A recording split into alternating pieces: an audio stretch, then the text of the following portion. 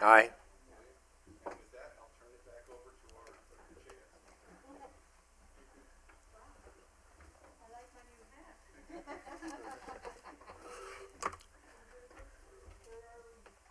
are at public participation. Moving the last chance three to right after public participation. So with that, we'll go to item number 7. We didn't have public participation. I thought that was over, Richard. No, we haven't done it. Okay. Please, first of all, let me say, please forgive me for running in here like this. That's unforgivable, but I'm going to ask for your forgiveness anyway. Terrible traffic out there right now. Okay, welcome, Richard. Chairman Fennell, I accept your apology. Chairman and the rest of the Humboldt County Association of Government Board, my name is Richard Marks. I'm a resident of Samoa, California, and I'm here as a Regional Compliance Manager for the Construction Industry Force Account Council. I did leave some cards out there for you to look at.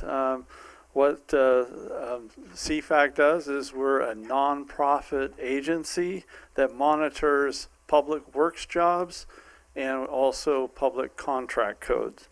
And so we just make sure that things are done in order. And a lot of people don't realize that public works job has very many rules and regulations, but they do.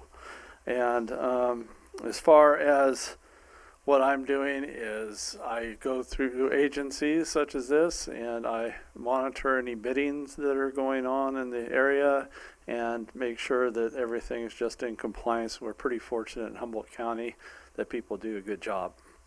My other hat, I'm an elected official. I am with the Humboldt Bay Harbor Recreation and Conservation District.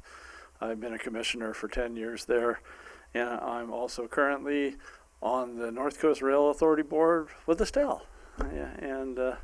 So I'm just here to introduce myself, as that's my job that I do for a living. And so now, if you look at the back of the card, we have this dandy little app that's for free. And if you have any questions whatsoever on a public works job, like you're going down the street and you're seeing Caltrans dig up roads or something in the city of Arcata, and you're wondering if it's being done in order, you can take that app, actually just take a picture, send it to me and say, hey, Richard, what's going on?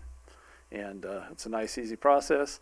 And I just want to thank you for your volunteer work and everything you do. Thank you. And Mr. Johnson, you did a great job chairing. Well, thank you, Richard. Is there any other public comment? Seeing none, I'll bring it back to the board. And so I've been informed by my trustee assistant here that we're now moving on to item number 7. Is that correct? 7A, just 7A. Yes. Okay, thank you. All right. So we're going to 7A, and that is a report on the last chance grade. And oh my goodness, another A one blast of from us. the past. Hi, Gordon. Chairman, board members, it's always a pleasure to stand before you and update you on what's going on last chance grade. Caltrans probably has a little bit more information because my information is a couple weeks old. But currently there's a project going on the grade, $10 million contract that will ultimately raise the grade of the road about 15 feet in that sag vertical that's out there and get it to a much more pleasant grade to go across. Also, the road center line is going to shift 15 feet or 20 feet up the hill away from the ocean to get it closer to what it was originally constructed 80 some years ago. The CTC has approved $50 million worth of money for Caltrans to prepare the environmental document and do all the necessary drilling and preliminary work that's associated with it. they've had 2 sets of 2 years worth of borings and subsurface investigations going on, and they have let out a request for proposals and qualifications for consulting engineering firms to come in and prepare the environmental document and do all the studies that are associated with it. And they estimate that the value of that contract will be $30 million plus. Caltrans has interviewed, they've gone through the proposals and qualifications, they've done the interviews, they've narrowed it, they're down to who they think is going to be the final people, and they are talking price right as of 2 weeks ago. We had a tour of the project a couple months ago, and there were some of the board members, or some of the staff was there, lots of Caltrans folk, of course, but some of the people from the stakeholders group were there, and also I was very pleased to see that a representative from Water Quality Control Board was there, taking an interest in it. And the alignment of or various alignments for the job, was kind of a deja vu for me. It brought me back nearly 40 years ago to when I worked as an engineer for Caltrans and went to Redwood National Park. It is rough, it is going to present lots of challenges, and of course, lots of expense. Marcella and I went to the CTC meeting in Crescent City 2 weeks ago, and we did a kind of a tag team presentation. I talked about the last chance grade, and I likened it to some of my own life experience. I told him when I was a young man, I used to run long distance and got into marathons and beyond marathons, and ultimately 24-hour runs and 100-mile runs. And the normal Caltrans job is kind of like a marathon. I mean, that's a 5, 6, 7 year process to get out a normal job. That's a marathon. Last chance grade is an ultra marathon. It's a 100-mile run of the toughest level. And it's gonna, the 25 plus years that it takes to get from concept to ground opening is probably realistic. At that, there was another meeting after Marcella and our meeting, and there were a lot of politicians there, our local politicians, plus Congressman Huffman, and a lot of regulators were there, and the regulators were pretty unanimous in commitment to shorten the process, to get through the approvals and potentially save years. It's probably 6 years before the environmental document is approved. And so then we really struggle with, or Caltrans struggles with, getting all the agencies on board and getting them to sign off. And if they can do that in timely order, it will certainly save years on the project.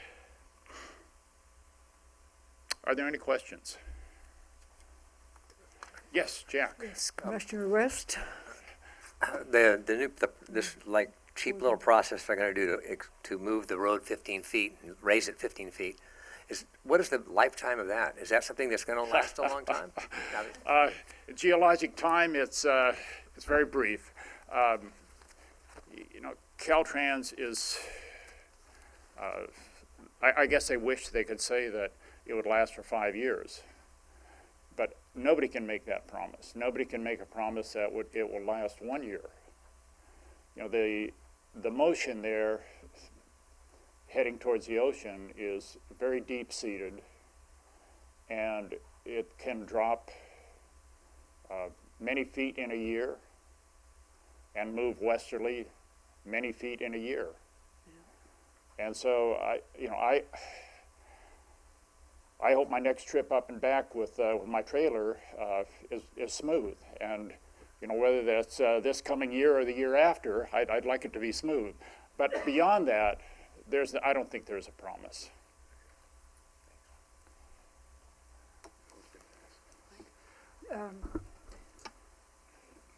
What's Director the, Johnson. again, I didn't miss that part, but where is the location where they're raising the road bed and shifting it? Thank you, Mike. Right now, there's a real deep sag at about the 3/4 point of all the distortion of the last chance grade. And it's been going down, down, down over the years, and Caltrans has stabilized uphill, and they've tried to stabilize downhill, and they've had, the movement is just too much for modern engineering and construction. So it just continues to go down. What they want to do now is just get it up to a more level, easier to drive position. Yeah, I can certainly understand that. Yeah. And that's just a temporary fix. Pardon? That's just a temporary fix. Yes. Yeah. Thank you. Thank you very much, Gordon. Really appreciate it. I like that. And Kevin's got something to say? Thought that was said really well. I just wanted to clarify a few things. The community meeting that was hosted by Senator McGuire on November 6th, some of the key takeaways from that, the revised schedule for the last chance grade project. So Caltrans is tasked with coming up with a revised schedule, and the plan is to release that in the summer of 2020. And that's for, meeting the California Transportation Commission's goal of accelerating the project. And so that information I'll be sharing when it comes out next summer. And just wanted to reiterate that the environmental phase consulting and engineering will be, the contract is, we hope to have in place this December. So then we'll have a better idea of what the next steps are for the environmental phase. Marcella? I just thought I'd add, and I believe the current date to begin construction is 2029, and at the town hall, the California Transportation Commissioners were concerned about that, so it is good to hear that the resource agencies are in line with that. And just to give you a little perspective, and a thank you to Caltrans for going out for an RFP for the environmental impact report for the corridor took 17 years. So if we can get the last chance grade done in 6, I think that's a huge accomplishment and good stride. I might also add that Marcella and I were there in the chambers for, I think, 3.5 hours, and very few times have I seen a board so totally engaged with every speaker, no matter how mundane, no matter how boring it was. They were on the edge of their seats, just like you all are right now. I was over the top impressed. A great board. Yes. So I haven't traveled up there in a long time. What is the current configuration of the road, and how do they deal with the traffic going there now? Currently, there's construction going on, so there's a 1-lane road. And there's signals to control traffic. And the construction work is going on in that sag that I spoke about, and trying to strengthen it on the bottom side, and then ultimately raise the grade up 15, 16 feet. Director Jones, have you ever seen like a shot from the ocean side of that road? It's unbelievable. It's just like layer after layer after layer after layer going down to the ocean. So that's just not the fix. I mean, the fix is to do something much more drastic. Yeah, I was just wondering how they were dealing with it Yeah. meantime. And you said, so there's actually traffic signals where northbound is Yeah. stopped, so southbound can come. Okay. Yeah, and they've done, I suspect, this fatalist or negative view, but I suspect there's going to be traffic signals there for until a new road is opened. And just, we all know where the Little Red Schoolhouse is, and south of that is a hill that's a 4-lane section, one of the few 4-lane sections in there.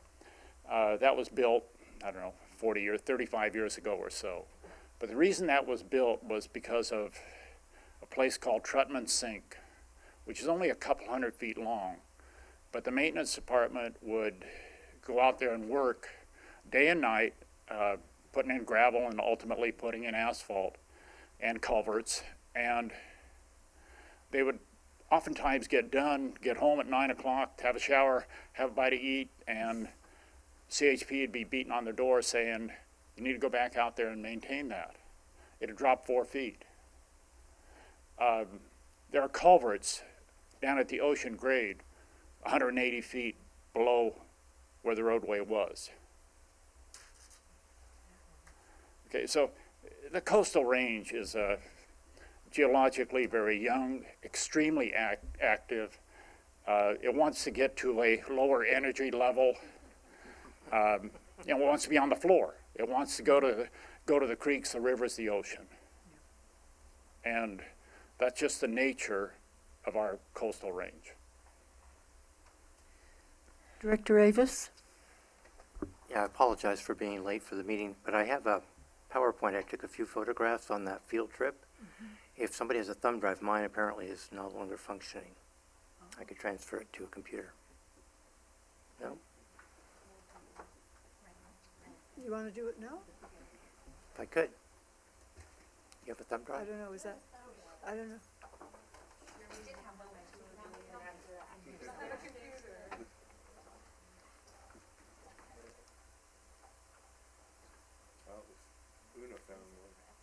I think while they're doing that,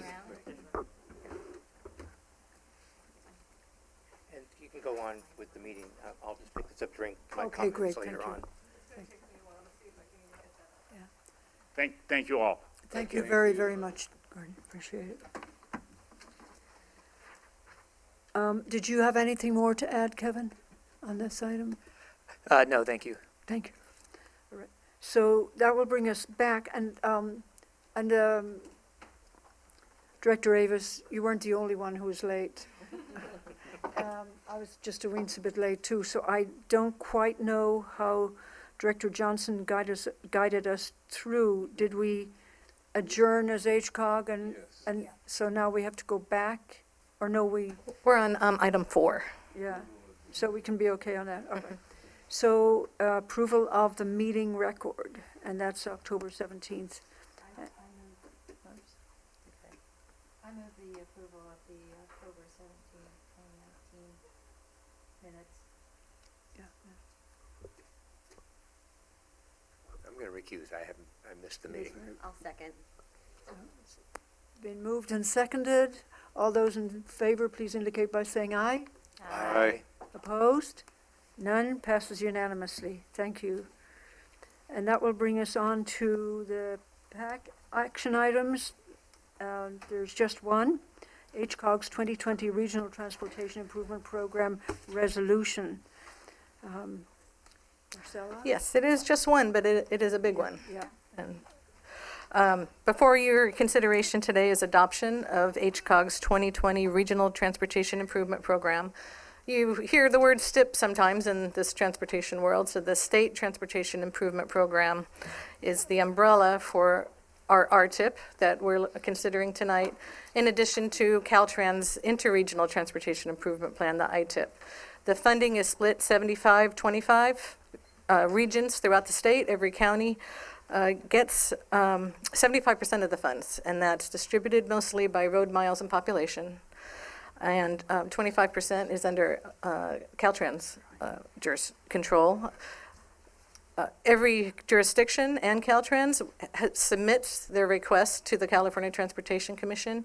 In January, we'll get their recommendations with approval in March for the State Transportation Improvement Program. Every 2 years, we're required to adopt an RTIP, and every odd year, And every even year, the California Transportation Commission will approve the STIP. So we have discussed this item previously, mostly in discussions about the cost increase for the 101 corridor project.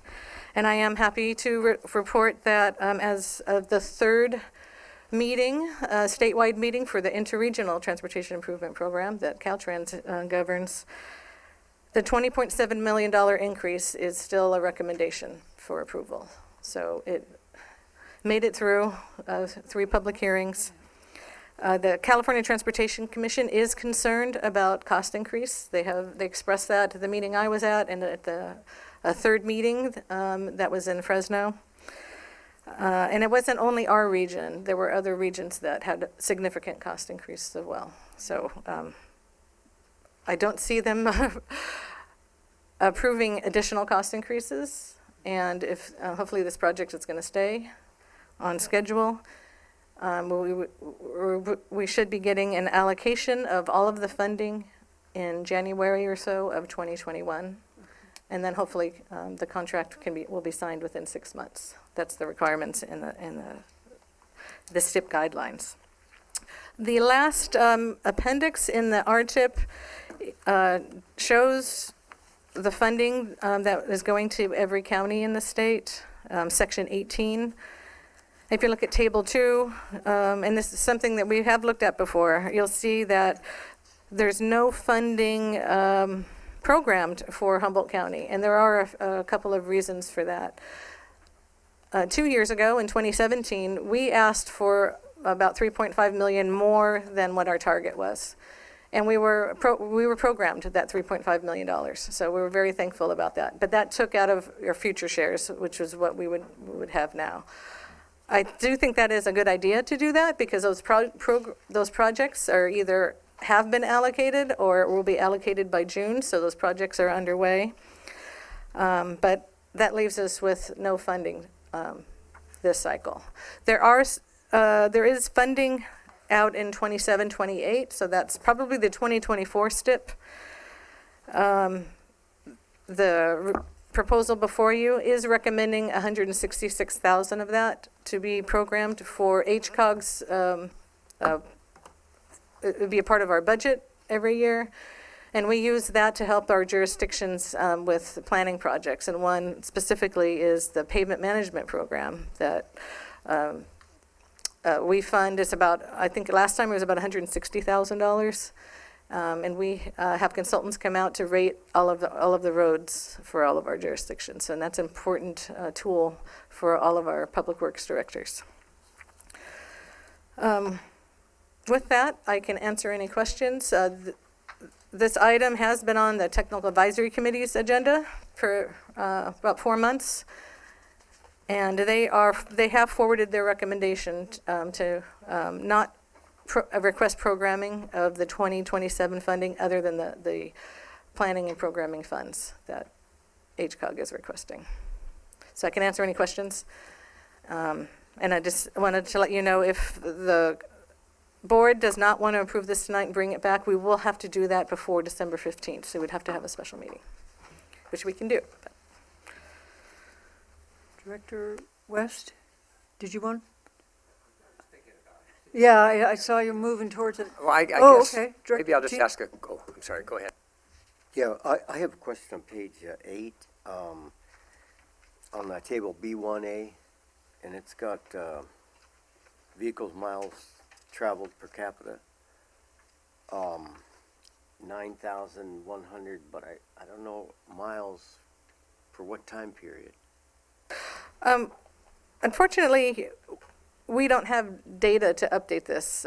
In 2015, the Rural County Task Force hired a consultant to do it for all of the rural areas.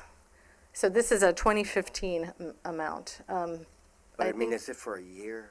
It's per capita, yes. Per capita, per Yeah. year, per year? Yes. Yeah, I just could not, I'm like, okay, it's Yeah. probably a year, but I just wanted to ask. It is something that we should be tracking.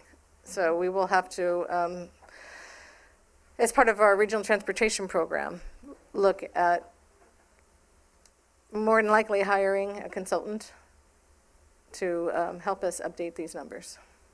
Yeah, I'm thinking of the, the climate change emergency and all that. I mean, understanding how much each of us uses, or the county per capita uses, and then reflecting that on yourself and saying, okay, to the public who wants us to do something about climate change, Yeah, and it's not only us. something to look at. The governor passed some guidance.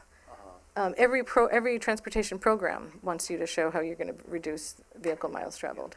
And so these numbers, at least from 2015, we could potentially use as a baseline Yeah, and show improvements from then on. thank you. That's the hope.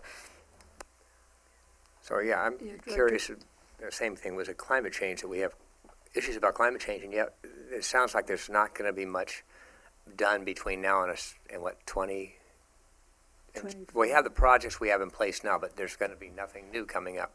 Are we prepared to take care of the climate change issues that'll be coming up in the next 6 years that are supposed to possibly hit our coastline? Well, we certainly should do our part, and in that is including other modes of transportation, be it transit or bicycle and pedestrian. There are some projects that are currently in our in the Regional Transportation Improvement Program, specifically Old Arcata Road. It's not just a paving project. It is going to incorporate bike lanes and a turnaround, a roundabout, and to try to urge people to use other forms of transportation. Is that true for the corridor project? Because that's going to take care of that. That is part of that is the climate change and the water issues. Yeah, so the approach that Caltrans is taking on the 101 corridor is the new infrastructure will be adaptable, so it can be raised if necessary. What the Coastal Commission has asked of them is to do some more planning, and maybe Kevin can speak to this. So in 5 years, the Coastal Commission is requesting that Caltrans submit a plan on the future of the corridor, and not just what's going to happen in 5 years. Until 2021, and strategies that can incorporate. Now, Caltrans won't have an easy answer in 5 years of how to solve the problem, but there should be some steps in collaboration, in working with local governments, working with tribes to come together, working with the utilities and property owners to, as a group, possibly As long as we come don't- to some conclusions. As long as you don't have to put any more money into it, right? Because we can't. Yeah, Caltrans has to. Okay. It sounds- H. Cook. Yeah, just that, as Marcella mentioned, 2025 is when the adaptation plan for the Eureka Arcata corridor is due to the California Transportation Commission, and that includes outlining what our approach is going to be for the corridor. It is a difficult task because there are a lot of vulnerable sections of highway in Humboldt County. A lot of them are in the Humboldt Bay area, and so we have a tough task ahead.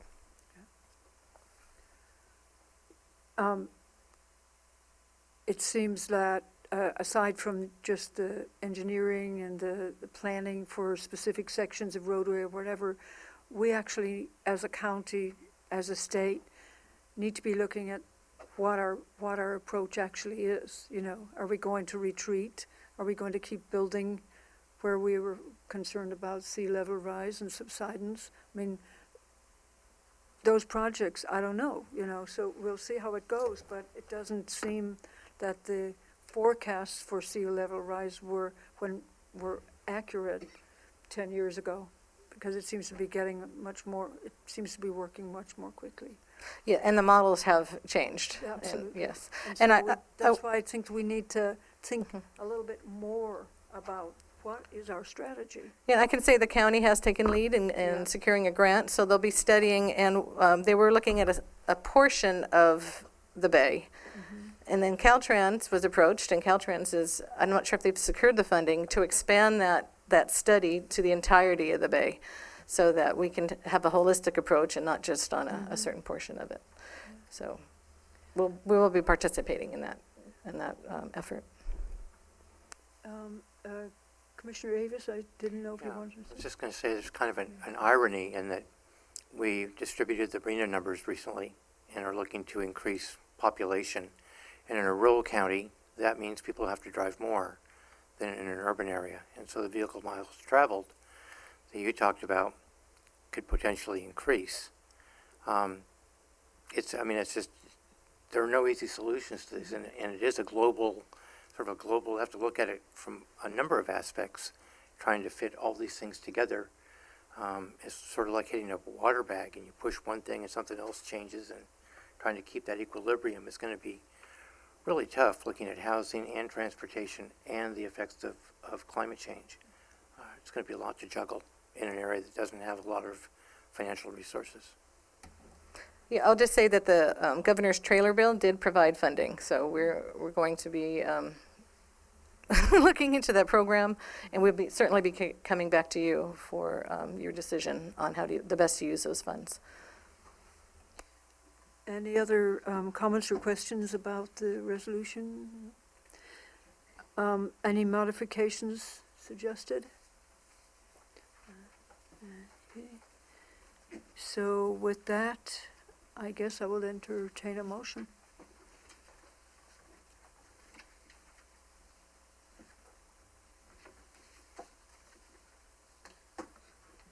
Mike's ready to go. Well, I guess I'll make a motion that we adopt Resolution 925 approving the 2020 Regional Transportation Improvement Program for submittal to the California Transportation Commission. I'll second. A motion and a second. For the record, there is no public comment. And so do we do a roll call or? A roll call is only necessary if it's not unanimous. Not funding, Yeah. okay. And since there's 0, okay. All those in favor, please indicate by saying aye. Aye. Opposed? None, passes unanimously. Thank you. All righty.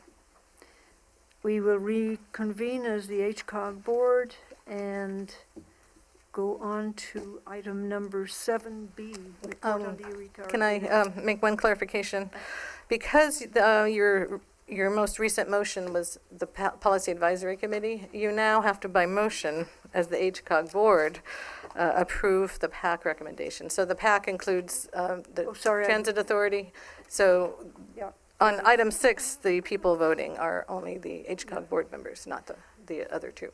Thank you for catching that, Marcella. I had the other one circled up because we skipped around. Yeah. So, yes, item number 6, please. We are now reconvening as the HCOG board, and I will entertain a motion again. I so moved. Second.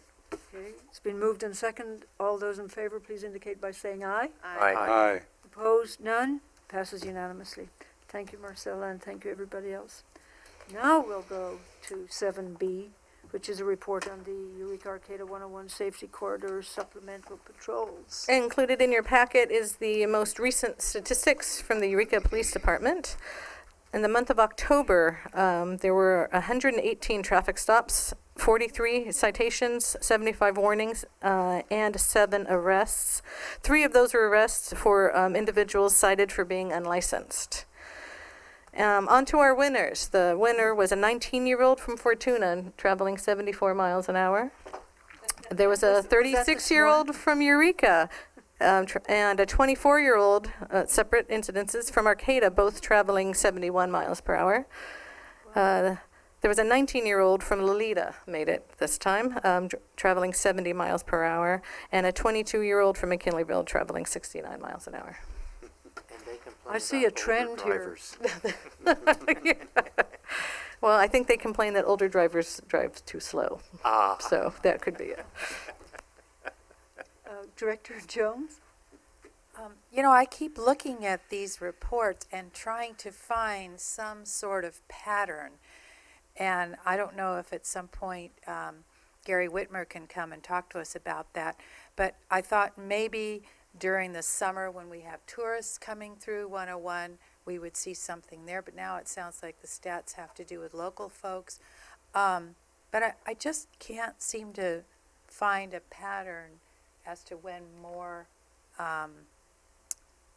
traffic stops occur, citations and warnings.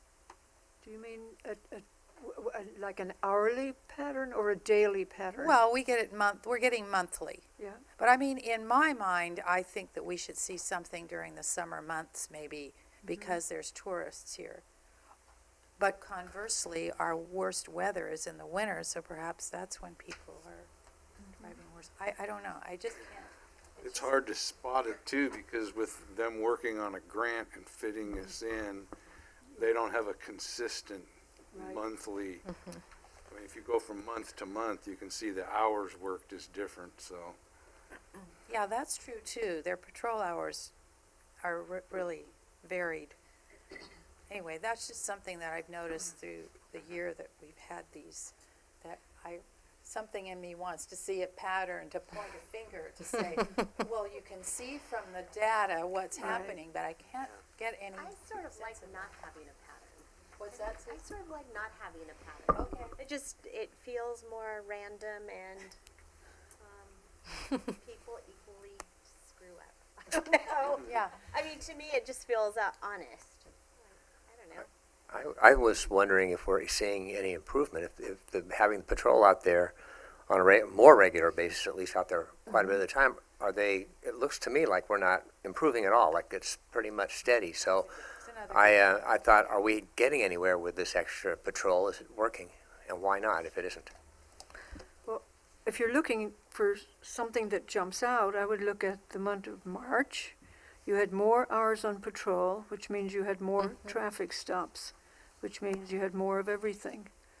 I mean, that's one way to look at it, is the more they're out there, the more, You know, you would think, though, if they're out there on a regular basis, people are paying attention, we would see numbers go down. And I don't really see, it doesn't look like the numbers are really you know, decreasing or somewhat balanced. So I just wonder, what is the meaning of having more people out there? Is that, are we finding that to be a successful anyway? Andrew. You know, one thing that I don't see here is the accident data. So, you know, really, the patrols are supposed to, in my mind, keep the accidents down. So, yeah, if we don't have that data, I don't know how we're telling how effective it is. So I think the patrol, CHP and Eureka's, is to make people aware of that there's somebody out there, and they won't get so many crazy drivers that we have accidents, bad ones.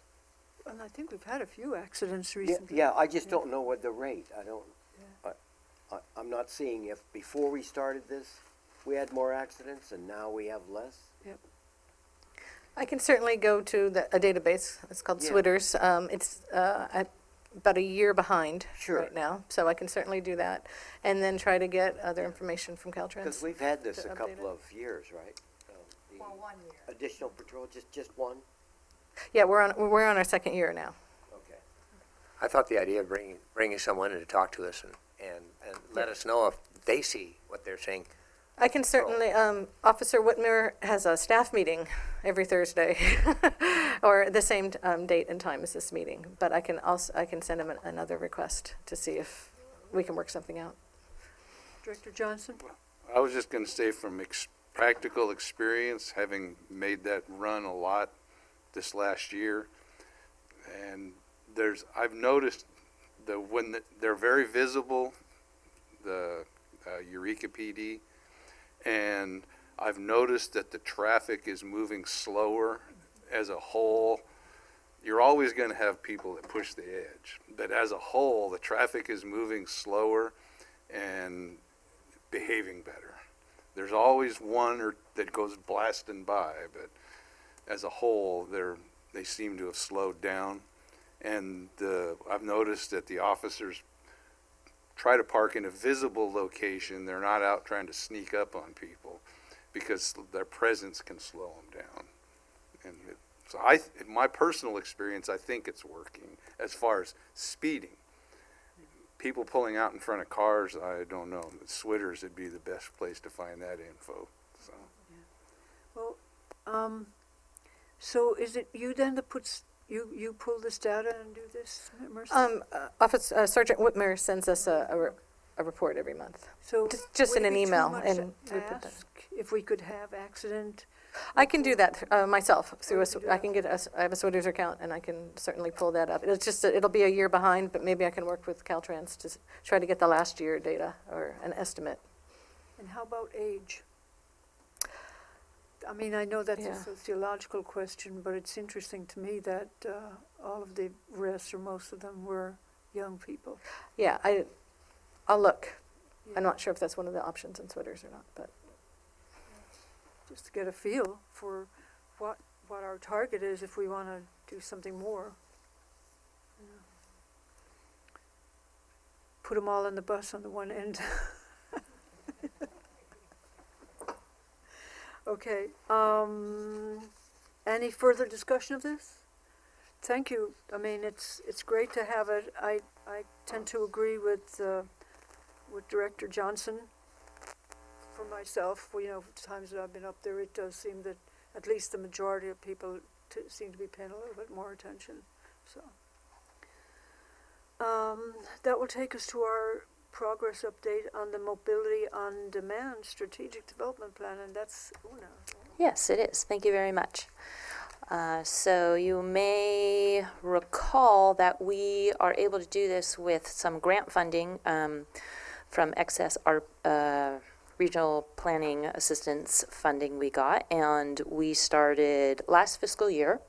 And so you see on the first page of the staff report, little diagram of where we are in the progress of it. We're a little more over a year into it, and we've had a first round of community outreach meetings. That was before some of the more technical research went on. That included in May a number of public meetings, and we also had a survey that went out in paper and online. And myself and another staff person have gone out to a few events in the community, not that many, and they've all been concentrated in the urban Eureka, Arcata, Humboldt Bay area for just in the past, but we'll be reaching out broader in the future. And then the consultants have taken data also from the transit operators, ridership and such, and all that stuff has been delivered to us in the technical memos, which I mentioned on the second page of your staff report. So we have a community demographic profile, which helps us understand, statistically speaking, what might be our needs for our community's mobility, assuming that older populations have less drivers, lower income households often have less access to cars, especially multi-car households, less access to more than one car or zero cars. Younger populations below 16 or 16 to 18, they don't have driver's licenses. Transit helps them be more mobile, and knowing people, the demographic profile of disabilities helps us know, well, people who can take regular public transit is what percentage of our population, and then which ones need other accommodating vehicles to help them be more mobile. So they looked at that, and then the existing conditions and unmet needs memo talks about what transit services we have, what mobility on demand technologies we already have here, and we do already have bike share, car share. We have some mobile apps that HTA has through a mobile device. Riders can flash their mobile device and pay their fare that way. And no scooter share. For people love that, and some people want it. And there is a little bit of Lyft, Uber, and also our existing taxi, Cab Louie, and Eureka Taxi, who give what is kind of broadly talked about as the transportation network companies, which is like a ride hail.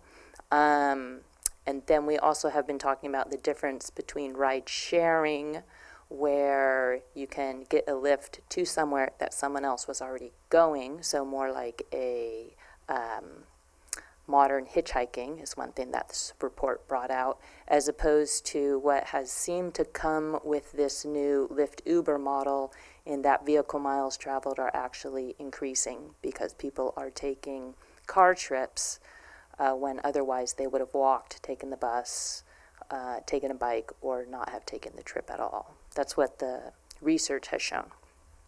So, and then the community survey results, what the respondents told us, so we asked, what are the predominant ways you travel? And as you would expect, it was overwhelmingly private car, either by as a driver or as a passenger, and then also bicycling and walking. And then we asked, if you don't use transit right now, why don't you use transit? 58% responded it's because it takes too long. 42% responded that it doesn't go close enough to either where they want to get on and or where they want to get off the bus. And then the common things we also hear in our unmet transit needs process every year is that the service is not frequent enough for their needs, or the service span within the day, so early hours or late hours or weekend hours, don't accommodate their needs. So, taking all that into consideration, the project team, including the consultants, we are looking for mobility on demand solutions that facilitate spontaneous and convenient travel, that provide connectivity to fixed route transit, so the existing transit that we already have, also connectivity to that with other modes of transportation. So how can we build a transit bike trip for more people in the population, and transit walking trip, and transit microtransit trip, and really have transit be the backbone of getting vehicle miles traveled reduced. That we want to prioritize studying locations where fixed route transit is not the best use of our resources, that where we can funnel it to be more efficient, to get more riders, and then maximize opportunities to incorporate all this with active transportation solutions. So we went to the public again. The consultants were back on November 7th, and then we were asking, so what kind of pilot projects, based on the communities we want to serve and what kind of mobility on demand we think is going to help Humboldt most, what kind of pilot projects do you want? Based also on more information we got in our 4th technical memo, which is innovative practices. So what our consultants did was they looked at communities on the smaller side and as rural, as close to our ruralness as they could find, and studied what is working in those communities. And then there are profiles in that technical memo. And then in our meetings, for the people who had time to look through the memo, one of the most popular ones was this modern hitchhiking. People thought that had the most promise for Humboldt County. So that is using the technology, the kind of like, what's it called, that neighbor app? Next door. So you start meeting a virtual community, or the app in some other way kind of vets your carpooling community, and then you hitchhike one of those rides. So they're going to look at that further, and then the other feedback we got for pilot projects, people said we want to, or they want, I agree with them, in the community to concentrate on ways that we can lower VMT. There's the caveat that the Lyft Uber things have not worked out the way maybe in the beginning we thought they were going to be more carpooling, and now they're not. There were also comments that we should target the populations who have the most barriers rather than having a broad goal that we want to increase convenience for all. That we want to be a little bit more directed than that, or a little bit more laser pointed to the people who have less mobility right now. We want this to enrich our fixed route existing transit and not take away from it. And the volunteer driver program, also another kind that in Needles, California, there's a government-sponsored one, and we got a comment at our TAC meeting that we should look at that further. Then a caveat from our transit general manager, HTA general manager, that we wouldn't want to partner with any private like Uber, Lyft, who didn't offer liability coverage. And what other good things? Yeah, and then a broad direction to take a holistic approach that we can't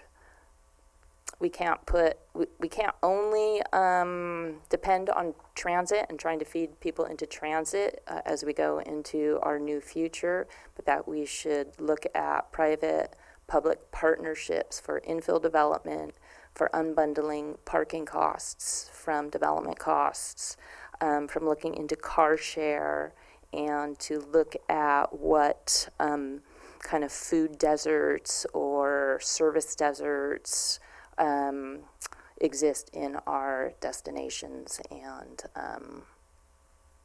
the place you get on. So that was what we heard from the public.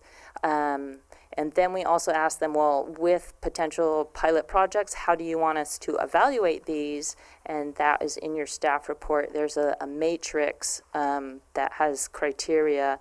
And so the step that the consultants are doing right now is running some conceptual pilot projects through this evaluation matrix. So we have different service alternatives, and then they'll be applying how well they fit with the guiding principles, the implementation considerations, and the evaluation criteria. And that should be the next deliverable from them, which they expect to be able to deliver to us in January.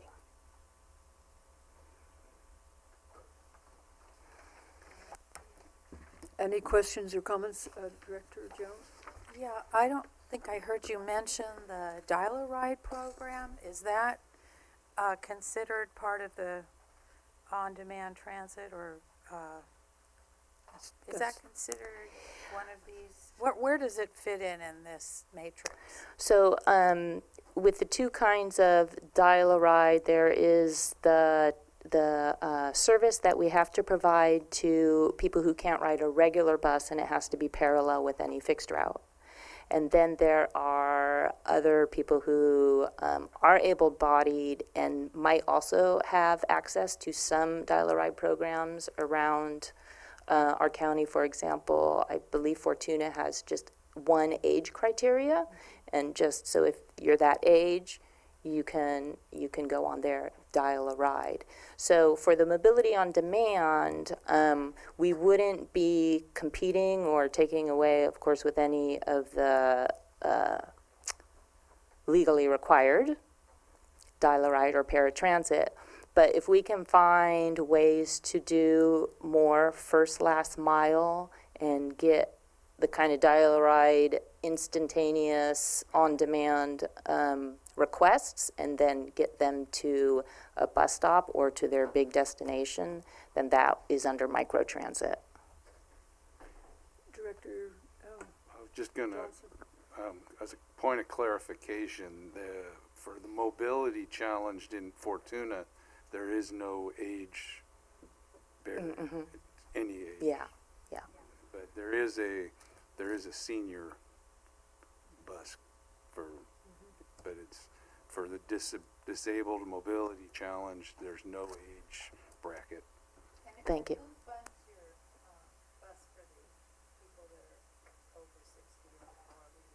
It's funded through the TDA funds and I can't remember, there's another fund that feeds into it. Well, the Transportation Development Act, TDA, it has two components. The local transportation fund, so that's something that all the jurisdictions receive. And then the state transit assistance. And unfortunately, the city of Fortuna isn't an eligible applicant for that because they don't serve the general public. It is restricted. So, yeah. We're not a fixed route intra-city carrier, transit. But if you want to expand, you have the funding for that. Director Patina? I was thinking about what I see in Arcata as a mobility thing that I hadn't seen in the past, and that's the electric skateboards. And because students generally are of an age where they could ride skateboards. I'm not going to ride one, but they can, they do. And the skateboards looks to me like they go 20 miles an hour easily. And I see students from all different neighborhoods hop on their skateboard and just cook up to Humboldt and drive home on that skateboard. And if they need to ride the bus, they just take the skateboard and get on. So when I look at them, I think, wow, this is really figured out for that person, for what they're doing. You don't carry a lot of groceries. But, I'm also thinking That's about, mom's job. yeah, the electric bikes, the share bikes that are electric. They're not the Zagsters like we have in Arcata and Co-op. I see those in beach towns a lot. I was just in Marina Del Rey, and they're everywhere. Where you just slip your credit card and get on this electric bike and go. Yeah, those have been problematic too. People falling off them. Yeah. You have this whole thing that Yeah. they really should be wearing a helmet, but it looks kind of crazy. And the electric skateboard the same way. Yeah. Where people feel like they're on a skateboard so they can go the wrong way on one-way streets. But it is around, and it only looks like it's going to get more common and useful. So. The thing that really stood out for me is that that having this modern hitchhiking might actually wind up increasing vehicle miles traveled. Maybe not, since these would be free, right? This would not be like Uber and Lyft. It would be, people wouldn't pay for it. Maybe if there's not a profit motive, you wouldn't see people driving more than they should. Yeah, and then more to that is that they are supposed to be like hitchhiking in that someone's already going there. So it's not someone who is like a contracted person driving around waiting for rides. Mm-hmm. It's perhaps your neighbor who is going to Wingco in an hour, and it's like, oh, I have a doctor's appointment. Take me with you. So it's people known to you, then it's not really that you have an app, and because the other thing I was concerned about is security with something like that. It would be like you would be vetted when you joined that membership organization. And so there are dozens or hundreds of different businesses doing it. So the level of confidence you have would depend on which program you rolled out. You know, when you mentioned that vetting, I thought, hey, I have an Airbnb and I don't rent to anybody unless they've got tons of good reviews. I don't care how much money they got or whatever. Tons of good reviews, and they have to be Airbnb verified, photo ID for everybody that's going to be there. And so I think, gosh, if you could translate that to an app where I'm going to Eureka from Arcata at 8:30 in the morning, and you put it up there, and people come up and they're vetted, and you see their picture, and you say, sure. So the ability to vet people, it's really out there, you know. Translating what you do as an Airbnb host to being a driver host, I guess, you know?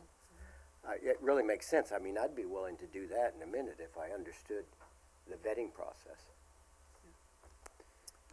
We have next door Blue Lake in my town, but I haven't seen too many quick rides like trips to Winco. Mostly there's been things like I'm going to San Francisco and, you know, that kind of thing, longer trips.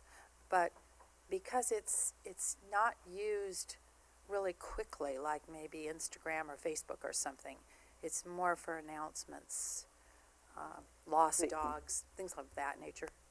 And when you're talking about a program like Nextdoor, this is actually created for the purpose of hitchhike. No, it is just kind of doing it on your own with. No, it's an application, is a business model then they- specifically made for, And they yeah, have this person, yeah. I'm sure insurance liability things. Because I was just thinking, even to volunteer as a driver, you have to have a certain insurance things that they probably figure that out. Because you could be a very good driver and still get in a car wreck, where Right. somebody who's hitchhiking gets injured. But that's their problem. I mean, that's the app's To problem. be taken, right, Just as long yeah, as you it's an assume, app, yeah. yeah. Do you know any of the apps, like, how do I find one? No, I wouldn't even know where to I don't start. know the name off the top of my head, but I could look it up.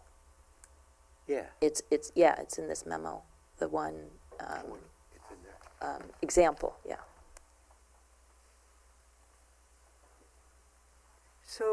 So Una, so the next step then is going through this evaluation phase? Yeah, for potential pilot projects. And we don't have funding for the pilot projects now, but this strategic development plan will help us prioritize, and then we can understand what kind of funding we want to be looking for with what partners, in what communities first. Anybody else have any ideas or thoughts or questions? Thank you very much. That's great. It's a lot of work and more to be done. Sometimes I worry about us, the idea of everything on demand. It's got to happen like that, you know. Got to get here. Yeah. But that is the world we live in, so.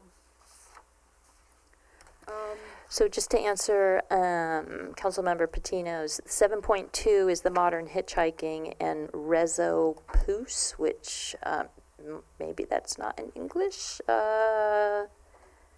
It was a collaboration between 8 communities, but that's one name for you. Rezo Poos, Pouce, So you spell the Rezo part too. Rezo. And it's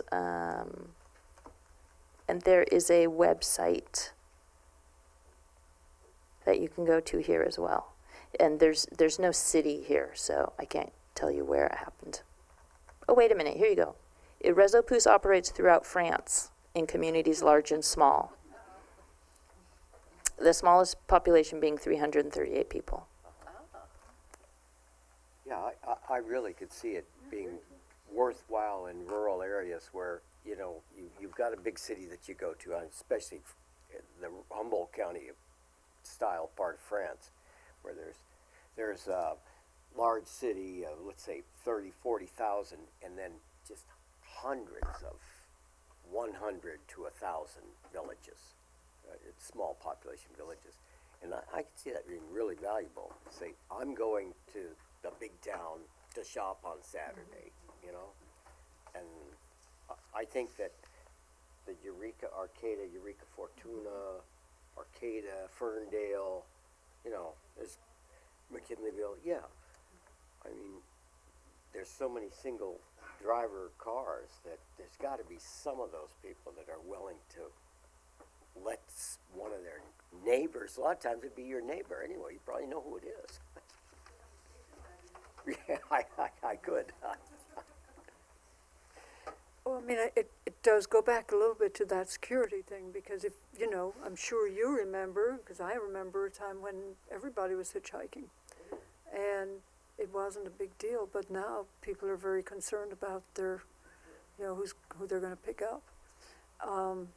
But there's a difference, too, between the dial-a-ride and mobility on demand in my mind, because the dial-a-ride was, okay, we're going to set this visit to the doctor up, or, you know, one of these things. It wasn't really like, I need to go now. It was much more codified or whatever, yeah. Yeah, 24, that's what it was, yeah.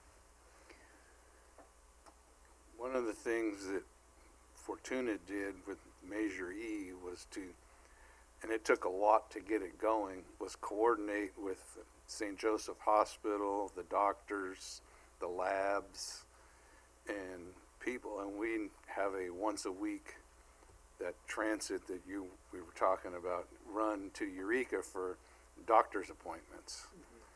You know, and it took some doing to get it going, but it's taking, you know, how many vehicle miles off the road. So, but this work that Una's doing will eventually start to bear fruit. Thank you. Well, thank you very much, Una. And so the last item here under item 7D is the California Transportation Commission Town Hall. We talked quite a bit about We did, that, but and unfortunately, we need a little more time to have Eureka City staff help us get pictures up. So if we could bring this back at our next meeting, that would be awesome. Okay. So let's reschedule that for the next time.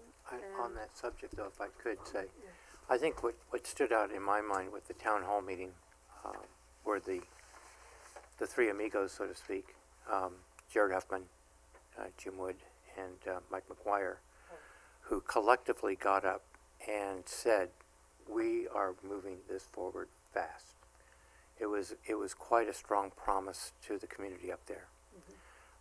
Because although 101 is a corridor that runs between here and Oregon and beyond, it's really a local road for so many of those people. Their children in Crescent City travel down to Hoopa for games. Children in Hoopa travel up to go to school in Crescent City. And there's shopping that goes back and forth. And any road stoppages divides that community. And there was quite a bit of debate about how long it would take to actually get around from one community back home. And it was pretty close to 8 hours. So it's costing $7 million a year to keep this road open.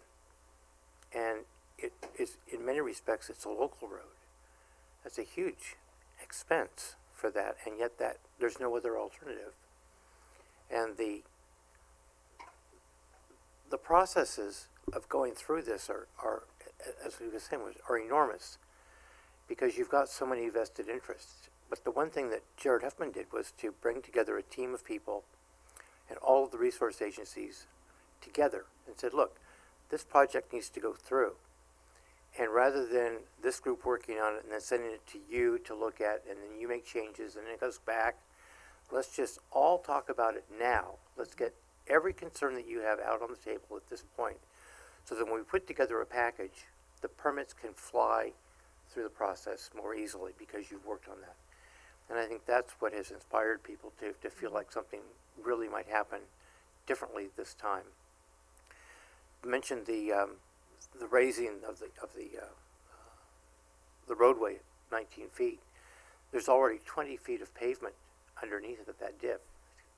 I mean, and just the extra, the road was literally crumbling under our feet. And the pictures I have kind of demonstrate what we're looking at there. It is an amazing feat trying to do that. It almost seems like it's just fraught with uncertainty at every day. And there are people who've been working on that project for 10 years. One woman who's supervising the building of the walls has been out there every day for 10 years. And there's this one huge wall that holds the bank up where the one lane of traffic is going by. And because you've got 4 different slides, each moving at a slightly different speed and a different angle, within 3 weeks of getting that wall up, it started to separate. And so now the work has been to patch that with ever bigger patches to keep it intact. And so getting it out of this location is key. This is not a surprise to anybody. When they were first converting this into a wagon train, right, or wagon road, the workers said, this is not a good spot, that we should move this. And they were told, that's going to be too difficult, just keep digging. And in the 1920s, when Caltrans started to pave the area, they said, whoa, there's nothing stable here, this isn't going to work. And they were told it'd be too difficult to go in, just pave it. And so this has been decades-long issue. And finally, it's gotten more expensive with every turn.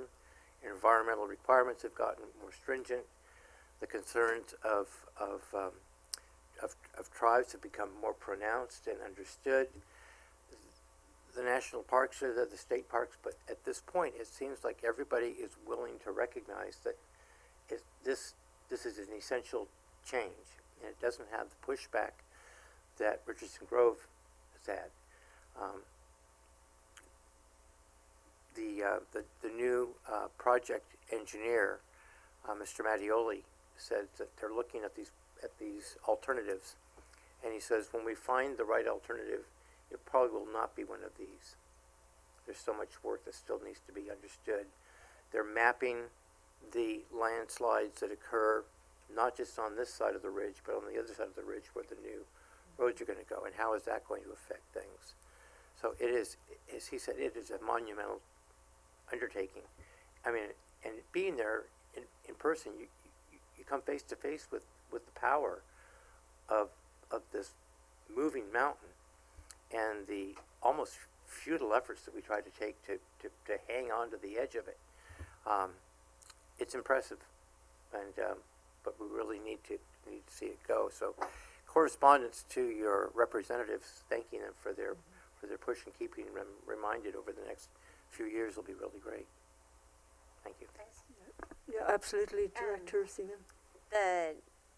Does anybody here drive by Confusion Hill and look at that mountain, and there's just Yes. nothing there? Yeah.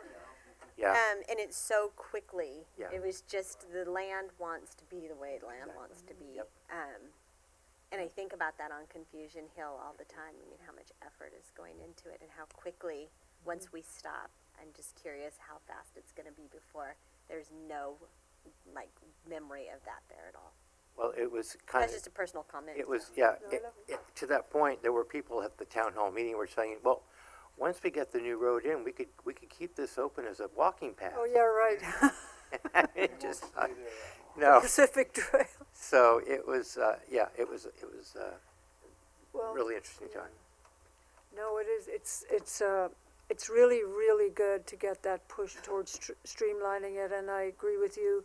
A lot of kudos to Congressman Huffman and our state representatives, because his approach is bring everyone in early, and that includes people who would normally go up against pretty much any Caltrans project that goes out there, and they're also at the table, and I think most recognize how important it is. Did you take the virtual tour with the glasses and all? So, Yeah, that was pretty I don't know, I didn't go to the CTC, but I've done it before over at Caltrans, and What I they're mean, referring to is yeah. it's an image, it's a hologram that is projected into an empty space. And with these glasses on, you can see the imagery, and it's static in space, so you can walk through it. You can look, you can get underneath it and see the underside.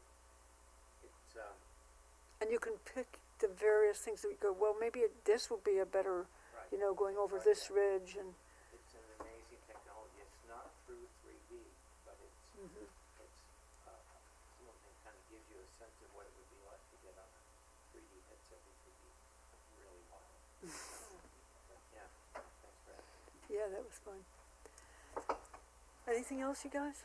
Thank you very much, and we will get a little bit more about this at the next meeting, is that right? The presentation that, Yes, if there's some photos or a PowerPoint, just get it to us. all right?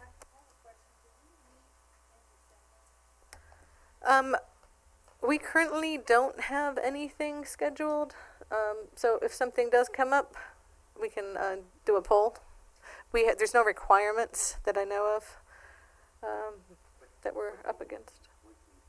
It would be the 19th, the third Thursday is the 19th of December. So there's a question. And if there is something on our calendar for an agenda and it can wait, we can certainly move that to January. So We'll have to take a look. I'm going to suggest that we don't, unless we have to. Yeah. Is that all right? Well, if there are any questions, they'll go through the chair. Thank you. We're adjourned.